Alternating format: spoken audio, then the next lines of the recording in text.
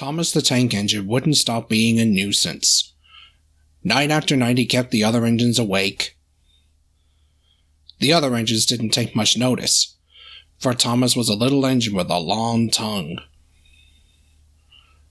But one night, Edward came to the shed. He was a kind little engine and felt sorry for Thomas. Said Thomas. Next morning, Edward and Thomas asked their drivers, and when they said yes, Thomas ran off happily to find freight cars. Now, freight cars are silly and noisy. They talk a lot and don't attend to what they are doing.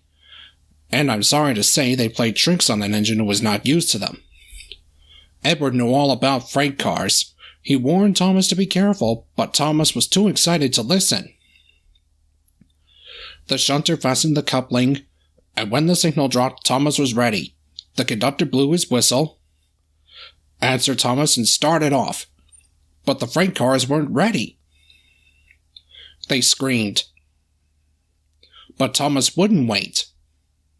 He fussed. Grumbled the freight cars.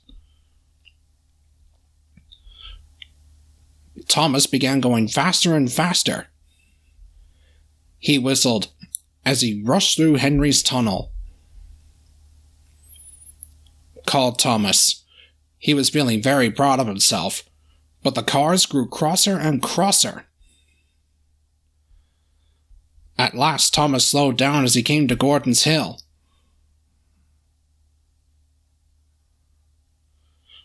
Warned the driver as they reached the top. He began to put on the brakes.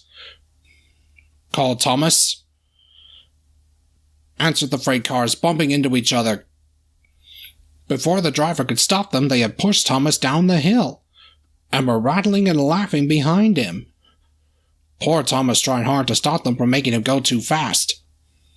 He hissed, but the cars took no notice.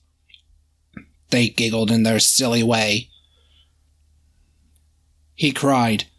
They rattled straight through and swerved into the goods yard. Thomas shut his eyes.